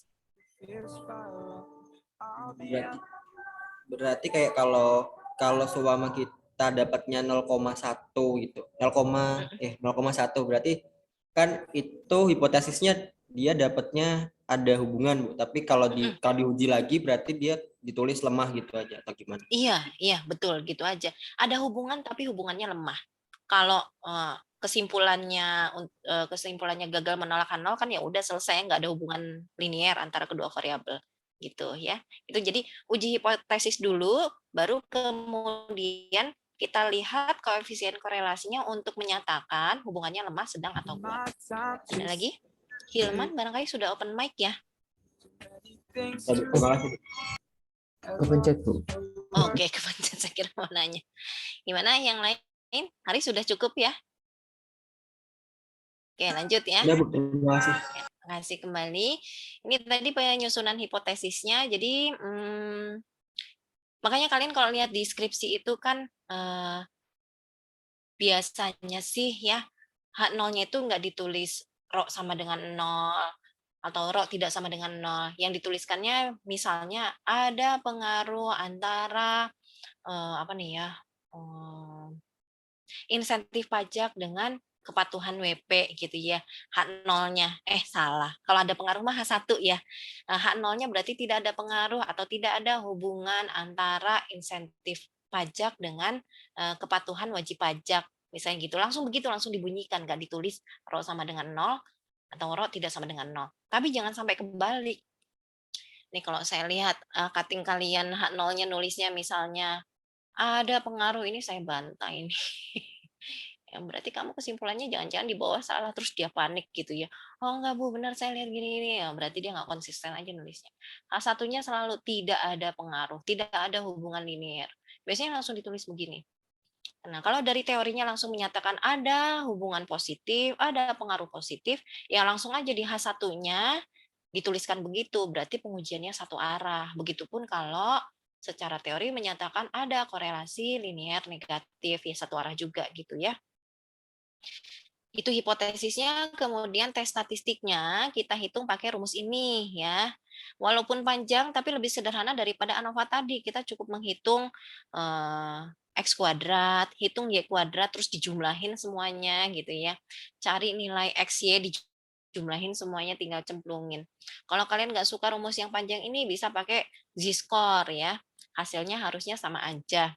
Tapi harus nyari nilai Z dari tiap data ya, pakai X kurangi X bar dibagi standar deviasinya. Kemudian, nah ini tadi udah saya jelasin ya, koefisien korelasi nilainya antara negatif 1 sampai 1. Kalau dalam tanda mutlak ya antara 0 sampai 1. Kalau nilai dari setiap variabel yang kita gunakan itu kita konversi ke skala yang berbeda, maka tidak akan mempengaruhi koefisien korelasinya. Jadi kalian nggak perlu khawatir ya, satuannya beda gitu. Kemudian misalnya di identitas pendapatan nasional kan kita tahu Y sama dengan CIGNX ya. G-nya menunjukkan belanja pemerintah. Kita dapat datanya kalau dari BPS mungkin dalam jutaan rupiah atau dalam miliaran rupiah ya. Nggak usah dikalikan dengan 1 juta untuk diolah datanya gitu ya. Berarti kalau kita gunakan dari BPS secara langsung dalam jutaan, berarti nilai yang sebenarnya kan dibagi dengan 1 juta ya. Itu walaupun dibagi dengan 1 juta, tapi variabel yang lainnya nggak dibagi dengan bilangan yang sama, itu tidak akan mempengaruhi koefisien korelasinya. Gitu. Kemudian koefisien korelasi juga tidak dipengaruhi oleh variabel mana yang jadi X atau Y. Dan mengingatkan kembali, koefisien korelasi mengukur adanya hubungan linear antara kedua variabel ya. Kalau hasil pengujian hipotesisnya menunjukkan tidak ada hubungan linear, maka bukan berarti beneran nggak ada hubungan ya, ada hubungan mungkin, tapi bukan linear. Dan koefisien korelasi sangat sensitif terhadap outlier ya. Nah ini tadi udah saya jelasin ya, hipotesisnya udah, kemudian tes statistiknya udah, tinggal ngambil keputusannya gimana. Nah, kalau arah pengujiannya itu dua sisi, hipotesis alternatifnya rho tidak sama dengan 0, kita bisa menggunakan metode tradisional atau metode titik kritis ya. Kalau dua arah berarti area penolakannya ada di kanan dan kiri ya. Nah, ini titik kritisnya dapat dari mana? Dapat dari tabel A5 yang ada di sini. Nah, ini ya, yang kiri, yang nggak ada ranknya ya. Kalau rank ini nanti buat rank Spearman, yang ini untuk Pearson. Jadi jangan sampai salah lihat. Gimana cara menentukan titik kritisnya? N di sini menunjukkan jumlah pasangan datanya, ya. Kan kita menguji hubungan antara X dan Y. Jadi kalau X-nya ada 10, Y-nya juga harusnya ada 10. Berarti N-nya ya 10 gitu ya. Kemudian ini alfa 5%, ini alfa 1%. Ya udah tinggal gitu aja dilihat ya. Kalau N-nya 10, alfanya 5%, ya titik kritisnya 0,632 dan negatif 0,632. Nah, kritis dari koefisien korelasi ini digunakan untuk pengujian dua arah gitu. Jadi kalau dua arah bisa pakai metode tradisional. Kalau satu arah pakainya p-value gitu. Kalau nggak pakai p-value bisa sih, tapi harus dikonversi dulu ke T gitu ya. Kita bahas yang dua sisi dulu. Jadi kalau dua sisi ya kita lihat ya seperti biasanya. Kalau misalnya hitungnya nanti dapatnya di area sini, ya berarti tolak H0. Kalau H0-nya kita tolak, artinya ada hubungan linier antara X dan Y. Kalau jatuhnya di sini, gagal tolak H0. Berarti nggak ada hubungan linier antara X dan Y. Gitu ya. Ini udah ada nih dijelasin. Kemudian, ini kalau dua arah ya, bisa pakai metode titik kritis. Lihat titik kritisnya dari korelasi Pearson. Ini satu arah, tadi saya udah jelasin. Kemudian, nah ini contohnya. Di tabel 10.1 ini ada data ukuran sepatu dan tinggi badan dari 5 laki-laki ya. Kemudian kita diminta untuk melakukan pengujian hipotesis secara formal untuk menguji pernyataan bahwa ada korelasi linier antara dua variabel. Gunakan level signifikansi 5%. Nah, dari kalimat ini arah pengujiannya satu arah atau dua arah, Dek? H0-nya apa nih? H1-nya apa?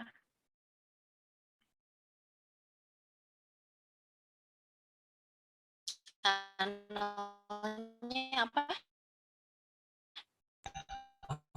Nolnya sama dengan 0 tadi. Apa yang sama dengan 0, Haris? Row. Iya, row ya. H1-nya? Satunya karena itu linear berarti tidak sama dengan 0. Tidak sama dengan 0 ya. Nah, rekan informasi yang ada di kalimatnya ya. Walaupun mungkin kita mikir nih, biasanya orang yang tinggi itu ukuran sepatunya lebih gede gitu ya. Jadi saya punya temen nih walaupun cewek gitu ya, tapi dia tinggi, ukuran sepatunya 40 gitu ya. Bahkan kalau yang tinggi besar ada yang sampai 41. Tapi kalau yang imut-imut itu ukuran sepatunya biasanya 36, 37 gitu ya. Jadi kalau dalam dugaan saya sih, dalam pemikiran saya ada hubungan positif ya, ada hubungan positif sama tinggi badan sama ukuran sepatu. Tapi pemikiran kita itu kalau nggak ada teorinya, iya jangan dibuat, jangan disusun dalam hipotesis alternatif gitu ya. Jadi ikuti aja ini pengujian hipotesisnya dua arah, kemudian kita hitung R-nya. Oh iya, sebelum dihitung R kita gambarin scatter plotnya. Kalau dari scatter plotnya kelihatan ada polanya nggak sih, Dek, sebenarnya? Nggak ada. Nggak ada, tapi ini nggak ada. nggak jelas ya. Kalau nggak ada yang ini nih, titik yang ini, ada sih ya, lurus gitu. Tapi gara-gara ada titik ini, kita nggak tahu ini sebetulnya polanya gimana. Tapi ya udah deh kita uji korelasinya gitu ya. Dapatlah R hitungnya 0,591 nih. Nah, bikin kolom X kuadrat, Y kuadrat, XY, cari jumlahnya, cemplungin ke sini. Nah, tapi hati-hati waktu nyemplungin jangan sampai ketuker ya. Saya lihat yang hasil hitungan R-nya salah itu karena dia salah masukin ini. Ini ketuker yang ini nih. Sigma X kuadrat kan berarti yang dimasukin yang ini, yang 4523-nya di sini. Nah, ada yang dia masukinnya di sini nih. Padahal kan yang 4523 harus dikalikan dengan N. Yang ini enggak gitu. Jadi ya pas saya cek kok R-nya beda. Oh, ini. Nulis secara detail saya cari, oh dia ngitung ininya benar, tapi ininya salah. Berarti oh salah masukinnya di sini gitu. Kalau kalian nulis langsung ke R kan oh salah, ya udah langsung saya coret gitu ya. Tapi balik lagi ke ini sih, waktu juga ya. Bisa dipilih-pilih. Ini bisa nggak kalian tuliskan langsung aja nih, sigma XY-nya berapa. Ini kan saya bisa lihat ya. Kalian ngitung sigma XY-nya dapatnya berapa. Itu tadi kan yang nanya Jol ya, apakah hitungannya harus ditulis semua. Nah, kalau waktunya terbatas ya ini aja sih sebetulnya supaya kelihatan ya, biar saya bisa kasih poin gitu. Kalau misalnya ini hasil akhirnya salah, saya bisa cari tahu di sini untuk menentukan berapa poin yang layak buat kalian. Tapi kalau misalnya dari R langsung ke sini dan hasilnya salah kan, ya udah gitu aja ya. Langsung dikurangi, diskonnya banyak banget gitu dibandingkan saya bisa rumus yang panjang. Kalau pakai Z-score gimana? Ya cari dulu Z-score dari masing-masing data ini. Berarti harus dihitung nih untuk yang ukuran sepatu rata-ratanya berapa, standar deviasinya berapa, yang tinggi badan juga begitu ya. Kemudian ini masing-masing dicari pakai rumus, berarti kan 29,7 dikurangi X barnya yang Oh, ini mah Y bar berarti ya. Ini SY, ini SX. Dibagi dengan XX masing-masing. Nah, dapatlah ini. Hasil hitungan koefisien korelasinya masih sama juga 0,591. Nah, ini baru dapat R hitungnya. Untuk bisa ngambil keputusan, kita harus cari titik kritisnya. N-nya ada 5, berarti ya alfanya 5%. Kita lihat di tabel.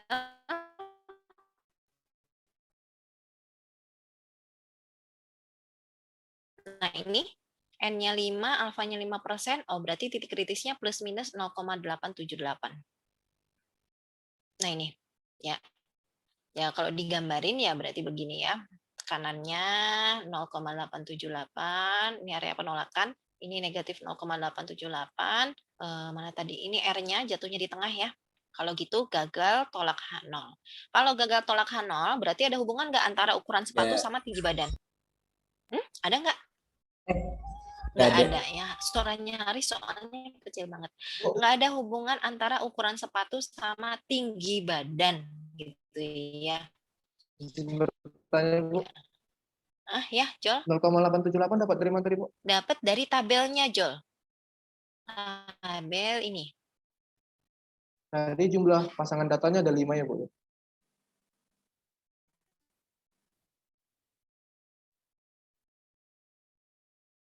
Oke. Ya. Lanjut ya. Jadi nggak ada hubungan antara ukuran sepatu sama tinggi badan ya. Nah, ini perbedaan antara, misalnya teorinya mengatakan bahwa ada hubungan antara ukuran sepatu sama tinggi badan, tapi temuannya beda. Ya mungkin aja salah satunya disebabkan oleh jumlah sampel yang terlalu sedikit, 5. Oh iya, untuk Pearson ini, Pearson terpenuhi itu populasinya berdistribusi normal. Sampel yang kita kumpulin berasal dari populasi yang berdistribusi normal atau jumlah sampelnya cukup besar ya. Minimum 30 gitu kan ya. Nah, itu asumsi yang harus terpenuhi. Bu, kalau di soal nggak ada itu gimana? Biasanya suka lupa. Jadi kalau datanya bukan dalam bentuk peringkat, kalian kerjakan aja pakai Pearson gitu ya. Kemudian, oh ya, sampai sini dulu ada yang mau ditanyakan sebelum kita lanjut ke R square-nya, koefisien determinasi.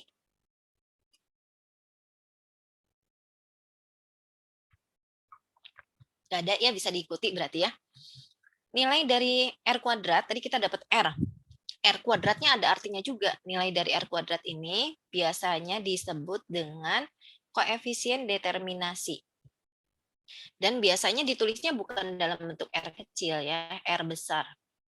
Koefisien determinasi.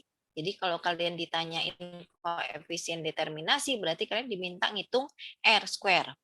Koefisien determinasi ini menunjukkan proporsi variasi pada Y yang bisa dijelaskan oleh hubungan antara X dan Y gitu. Karena mungkin ada variabel lain yang turut berhubungan dengan Y gitu. Kayak misalnya ya, Y sama dengan C, I, G, N, X. Selain G, kan ada variabel lain yang turut mempengaruhi Y. C, I, ekspor sama import gitu. Nah, kalau kita cuma nguji korelasi antara G sama Y aja, kita mendapatkan kontribusi pengaruh G terhadap Y. Nah, kalau misalnya dari koefisien korelasinya kita dapat nih koefisien korelasi dari Y sama G ya, kita dapat misalnya 0,3. Berarti kan R square-nya 0,09. Nah, artinya 9% atau belanja pemerintah berkontribusi terhadap Y sebesar 9%. Sisanya variabel Y ini dipengaruhi oleh variabel yang lainnya. Variabel apa aja? Ya ini secara teori konsumsi, investasi sama ekspor neto gitu ya. Kemudian itu penjelasan dari R square. Kita lanjutkan dengan contoh tadi. Tadi kita dapat R-nya 0,591 sehingga R square-nya 0,349. Artinya 34,9 variasi dari tinggi badan itu bisa dijelaskan oleh hubungan linier antara ukuran sepatu sama tinggi badan. Nah, ini beberapa error yang mungkin terjadi ketika kita melakukan uji korelasi ya. Yang perlu diingat, korelasi itu hanya menguji ada tidaknya hubungan antara kedua variabel ya. Kalaupun kita dapat kesimpulan ada hubungan antara kedua variabel, maka kita nggak boleh nyimpulkan adanya kausalitas. Kita nggak boleh nyimpulin variabel mana yang menjadi penyebab atau akibat variabel yang lainnya. Kemudian penggunaan data rata-rata. Akan lebih baik kalau kita menggunakan data individu ya dibandingkan data rata-rata. Tapi memang kita nggak selalu bisa dapetin data individu. Kayak data pendapatan penduduk. Pakainya pendapatan per kapita. Pendapatan per kapita itu menunjukkan pendapatan rata-rata penduduk yang ada di Indonesia, bukan pendapatan masing-masing individunya gitu ya. Kan beda ya. Pendapatan rata-rata sama pendapatan setiap X-nya. Tapi kalau adanya datanya begitu ya gimana lagi. Kemudian ini tadi masih nyambung dengan scatter plot D yang saya jelasin ya. Mungkin ada hubungan antara X dan Y, tapi hubungannya bukan linear, sehingga dari hasil pengujian korelasinya tidak terbukti adanya korelasi linear. Nah, kalau kita mau ngambil keputusan pakai p-value, kita harus konversi R-nya ke T, ya, pakai t-test. Kalau t-test nanti bisa balik lagi ke metode titik kritis. Kalau metode titik kritis ya kita bandingkan sama T kritis ya. Balik ke tabel distribusi T. Nah, ini rumus konversi dari R ke T-nya. Kemudian seperti biasanya ya, kalau kita mau pakai p-value, kalau p-value-nya kurang dari alfa, kurang dari sama dengan alfa, tolak H0, lebih dari alfa, gagal tolak H0. Tapi kalau biasanya kita baca tabel T itu degree of freedom-nya N kurang 1, dikorelasi degree of freedom-nya yang dipakai N kurang 2. Gitu ya, yang beda cuma degree of freedom-nya aja. Kalau udah ke T, udah dikonversi ke T, kita bisa pakai metode p-value, bisa pakai metode titik kritis, bisa satu arah, bisa dua arah, gitu ya. Kalau pakai R tadi, karena R-nya cuma diberikan untuk pengujian dua arah, jadi kalau satu arah kita nggak bisa pakai metode titik kritis. Jadi kalau pengujiannya satu arah, mau nggak mau kita harus lanjut ke T, harus konversi ke T. Nah, balik lagi ke contoh tadi, kita dapat R-nya 0,591 sehingga T-nya 1,269. Terus kalian buka tabel distribusi T. Nah, dari tabel distribusi T kita dapat, oh ya lihat bagian ini ya, degree of freedom-nya 3 ya, dapat dari 5 kurang 2, degree of freedom-nya 3, terus kalian lihat 1,269 itu ada di kanan banget. Nyari p-value-nya dari barisan yang to-tail ya, to-tail, kita dapat p-value-nya lebih dari 0,2. Nah, kalau dari software dapatnya segini. Karena p-value-nya lebih dari alfa, maka keputusan kita gagal menolak H0. H0-nya tadi menyatakan tidak ada hubungan. Gagal kita tolak berarti yang nggak ada hubungan antara panjang sepatu sama tinggi badan. Ya, silakan ada yang mau ditanyakan dulu sebelum kalian ini bisa dicoba nanti lah ya di rumah ya. Saya lanjut ke yang rank Spearman gitu.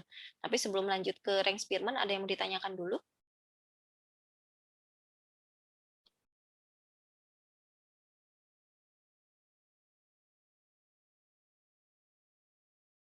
Tidak ada? Oke, kalau gitu saya lanjut ya. Soal ini kalian coba. Sebentar. Tapi kita samakan dulu hipotesisnya. Ya, ini redaksi soalnya, kemudian pertanyaannya di sini nih, yang A yang ditanyakan kontribusi biaya iklan berpengaruh terhadap jumlah barang yang terjual itu berapa besar sih ya? Dengan kata lain yang ditanyakan koefisien determinasi. Kemudian yang B, apakah terbukti bahwa terdapat hubungan antara biaya iklan dan jumlah barang yang terjual? Kalau di sini yang ditanya cuma ada hubungan atau tidak. Tapi kita lihat di sini nih.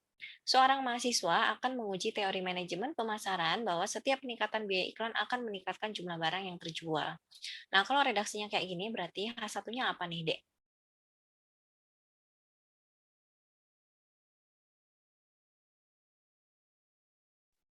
Lebih dari 0. Lebih dari 0, karena peningkatan biaya iklan akan meningkatkan jumlah barang yang terjual. Dengan kata lain, ada hubungan berbanding lurus, hubungan positif antara biaya iklan sama jumlah barang yang terjual, sehingga hipotesis alternatifnya satu arah.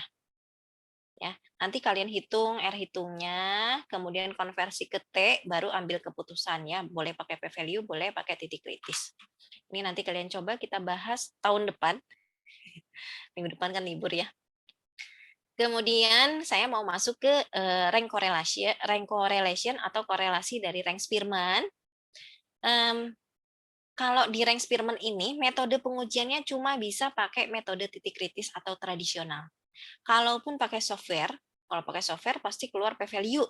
P-value-nya itu nggak boleh diterjemahkan untuk digunakan untuk ngambil keputusan hipotesisnya, gitu ya. Jadi cuma boleh pakai metode tradisional. Kalau pakai metode tradisional berarti harus cari titik kritis. Titik kritisnya dilihat dari tabel yang kanan. N-nya ini menunjukkan jumlah pasangan data kayak tadi ya, sama bacanya kayak yang Pearson. Dan tabel ini juga ditujukan untuk pengujian dua arah. Jadi karena cuma bisa pakai metode tradisional, tabelnya ada dua arah, gitu ya, tabelnya buat pengujian dua arah, maka hipotesis nolnya juga yang kita pakai dua arah, ya. Jadi kok hipotesis nol, hipotesis alternatif ya. Jadi H0-nya itu rho sama dengan 0, H1-nya rho tidak sama dengan 0. Kemudian tes statistiknya hitung pakai rumus ini. D-nya adalah selisih ranking.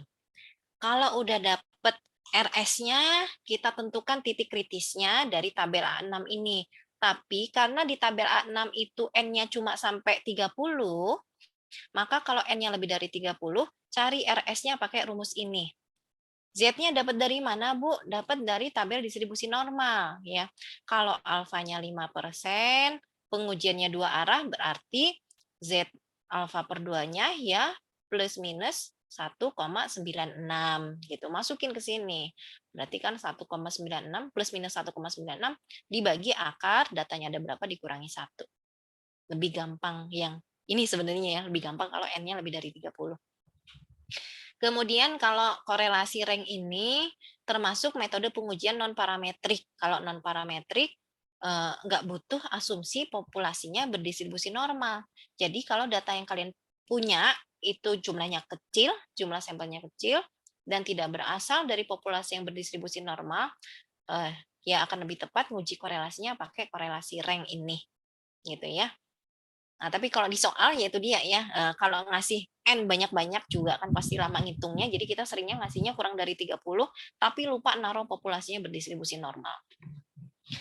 Nah, kita lihat nih contohnya. Di tabel ini ya ada data skor kualitas dan harga LCD TV. Apakah data ini menunjukkan bahwa kita bisa dapetin kualitas yang lebih dengan mengeluarkan anggaran yang lebih banyak gitu ya. Kalian perhatikan nih, kalau dari redaksi kalimatnya, ini harusnya pengujiannya gimana nih, Dek?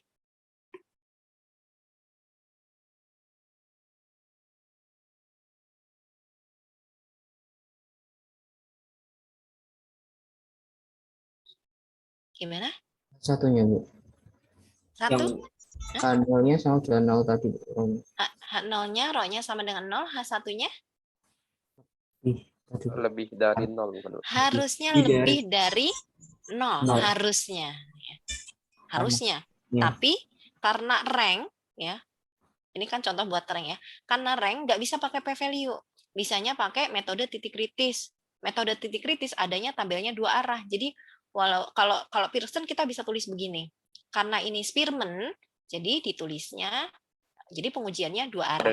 Tidak sama dengan 0, Bu. Tidak sama dengan 0. Gitu ya. Jadi kalau misalnya mungkin ada nanti kalau kalian baca lagi jangan-jangan kok kalau di soal yang satunya ini rho-nya lebih dari 0, kok kalau di soal ini tidak sama dengan 0. Itu penjelasannya ya.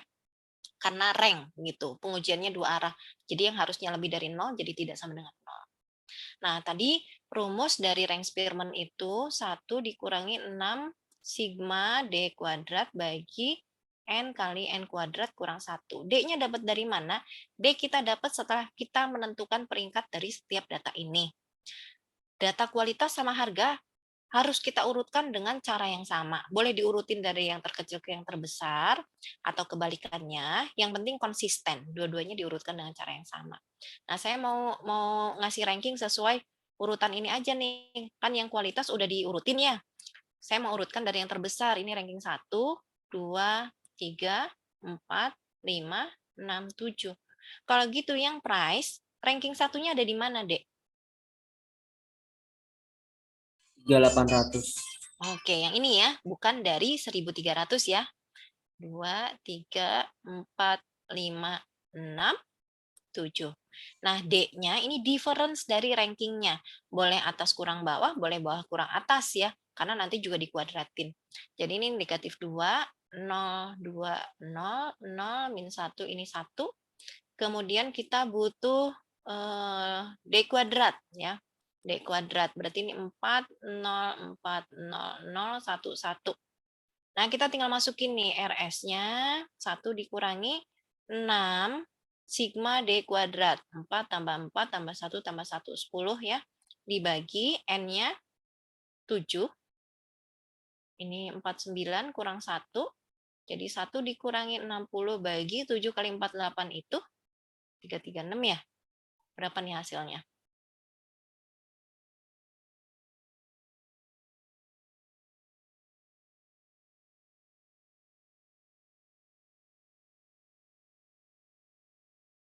Berapa, Adik?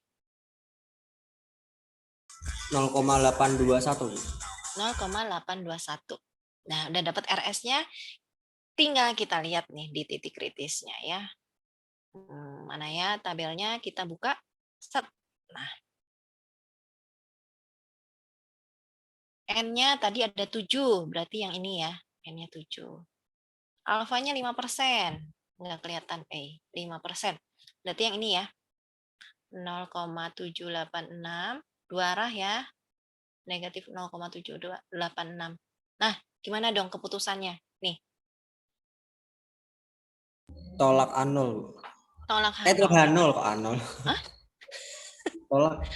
Kalau tolak H0 artinya apa? Ada nggak hubungan antara harga dengan kualitas? Ada. Ada. Iya Ada ada. apa enggak? Ada Bu. Ya, Kalau ada, nolnya kan nggak ada hubungan ya. Iya. H0-nya nggak ada hubungan, itu kita tolak. Ya kalau kata ibu saya juga kan onorgo norupo ya, ada harga ada kualitas ya gitu. Silakan, ada yang mau ditanyakan dulu sampai sini? Habis itu nggak diuji T, Bu. Nggak usah diuji T. Ya. Tapi kenapa kalau yang R diuji T, Bu? Kenapa kalau yang R diuji T? Uji T itu kita gunakan kalau kita mau mengambil keputusan hipotesis pakai p-value atau arah pengujiannya satu arah. Gitu, Jol. Sedangkan kalau, Bu, emang rank correlation kenapa nggak pakai T? Kan T tadi bisa buat p-value, emang rank correlation nggak bisa pakai p-value? Nggak bisa, gitu ya. Kalaupun ada p-value-nya, nggak bisa digunakan untuk ngambil keputusan. Gitu, Jol. Berarti semua tabel R tadi itu yang dua arah ya, Bu ya? Iya, kiri kanan pun sama, dua arah. Ya. Jadi kalau pengujiannya dua sisi, bisa pakai R tanpa konversi ke T. Kalau satu sisi yang Pearson harus konversi dulu ke T. Pakai p-value juga harus konversi dulu ke T. Gitu, Jol. Bagi PPT-nya, Bu? Hah? Di PPT-nya gimana? Bagi PPT-nya share gitu. Ini bukannya udah ada di itu ya? Udah ada di folder di G Drive. Ini udah ada nih. Iya, Bu, mungkin bisa berusaha. Oke, ada lagi yang mau ditanyakan sebelum saya akhiri? Jadi kalau yang rank ini lebih gampang ya. Ya, silakan Nasya. Berarti tadi kalau misal pengujian satu arah, caranya sama kayak gitu Bu nyari R-nya? Enggak? Kalau yang rank Spearman, karena cuma pakai metode tradisional, berarti pakai tabel gitu ya, tabel R. Sementara R-nya itu cuma dua arah, maka ya kita pengujiannya ya dua arah untuk rank Spearman. Jadi T tadi digunakannya untuk Pearson sih ya. Saya belum menemukan bisa nggak ya ini apa rank Spearman dikonversi ke T. Jadi T tadi juga untuk Pearson gitu Nasya. Baik, Bu. Ya. Jadi kalau yang ini yang rank Spearman tuh lebih gampang karena kan kita tinggal peringkat, terus hitungannya juga lebih simpel ya. Tapi ya itu tadi ya, ini masuk ke dalam metode non parametrik. Kadang-kadang ada mahasiswa yang pilih, kan kalian bisa bandingkan nih, kalau dibandingkan yang ini sama hitungan yang tadi kan lebih ribet yang tadi. Jadi ada mahasiswa yang langsung ngerjainnya pakai ini, padahal nggak bisa sembarangan juga ya. Ini dipakai buat yang ranking aja. Balik lagi nih kalau misalnya nanti keluar soal terus lupa ada tulisan populasi berdistribusi normal tapi datanya bukan dalam bentuk peringkat, ya udah kalian kerjain pakai Pearson aja ya. Tapi nanti coba saya usahakan tidak kelewatan gitu ya. Tapi walaupun begitu karena dosen-dosen itu nyumbangnya juga suka mepet waktu pengumpulan, jadi kelewat aja gitu yang dicek. Jadi asumsi-asumsi yang dibutuhkan itu kadang ya kelewat ditulis. Itu ya, ada yang ditanyakan lagi nggak?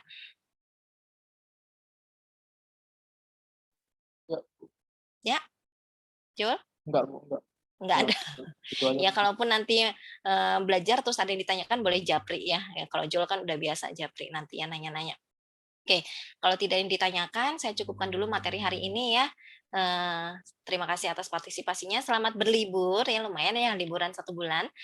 Berlibur tapi sempatkan juga untuk belajar supaya materinya tidak terdepresiasi, ingatannya juga tidak mengalami penurunan ingatan materi. Salam untuk keluarga ya.